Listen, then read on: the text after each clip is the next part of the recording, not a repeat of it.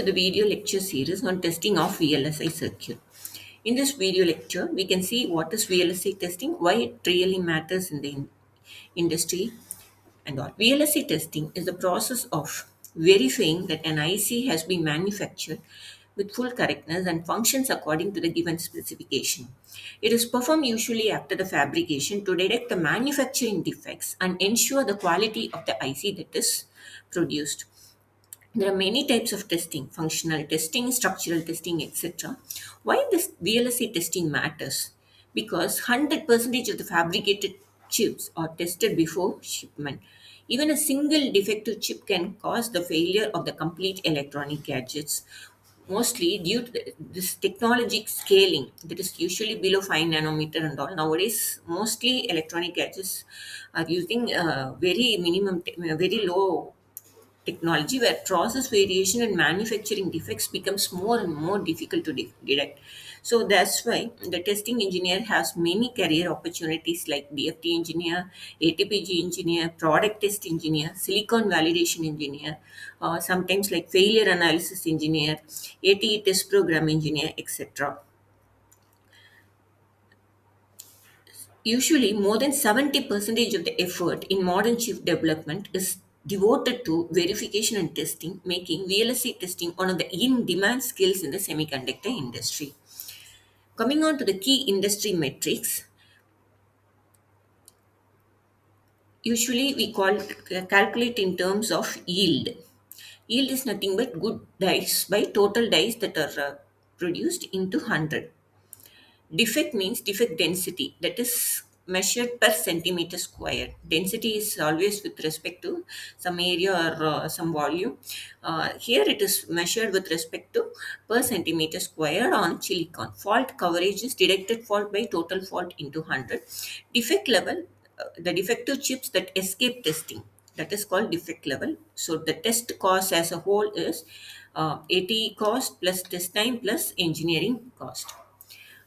Coming on to the very basic types of fault that are available in IC, first one is stuck at fault. A single line is permanently stuck at logic 0 or logic 1. Usually, these are the two major things that is going to pass through a digital circuit. It may be a logic 0 or logic 1. If a signal line is stuck at any one as logic 0, then we call it as stuck at 0, SA0. When it is stuck at logic 1, we call it as stuck at 1, SA1. Next comes the major bridging fault, when two lines get unintentionally short circuited. Then we call it as bridging fault. Open fault, it is opposite to that, uninterrupted connection or floating connection or disconnected. We can say that as open fault. The delay fault, usually the clock or the signal propagation happens, and if there is a time delay, then it causes delay fault. Coming on to the few circuit that can well illustrate the what are the types of fault and how it occurs at the transistor as well as gate level.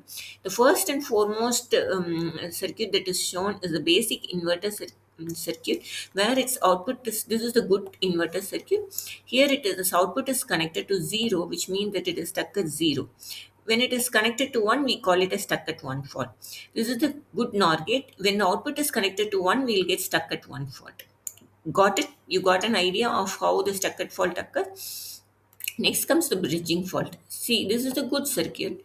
When A and B are shorted, then bridging fault occurs. In the transistor level also, if unintentional connection happens like this, we call it as bridge fault. Open fault means it is here it is floating, no connection. Here it is floating, no connection. Then it is an open fault. Next comes delay fault.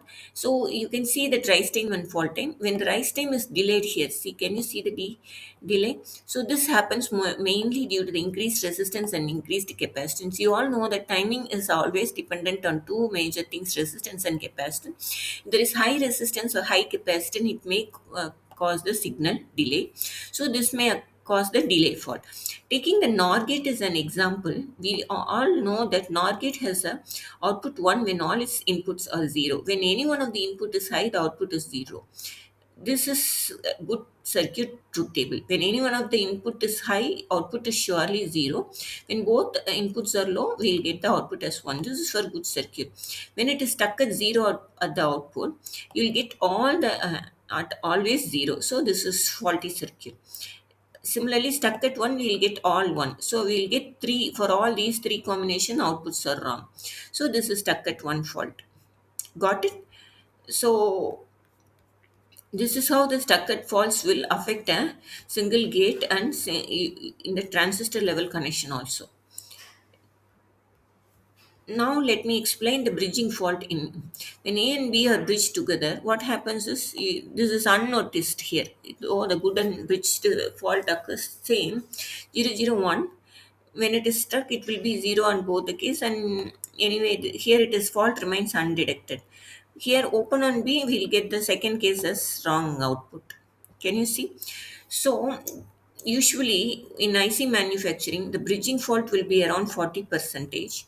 Open fault will be around, this is tentative calculation, rough statistic. Stuck at fault 15 percentage, delay fault 10%, some other faults are around 5 percentage. So we have to take care about these faults while we are manufacturing the ICs. So these are the basic faults which we'll be discussing in depth in the future videos. At last, what is fault diagnosis? The fault diagnosis is the process of detecting, locating, and identifying the type and source of a fault in a circuit to ensure the correct operation and facilitating the repair. So, in this video lecture, we have seen the various types of basic faults and how it occurs in the circuit. Thank you. Thank you for patient listening.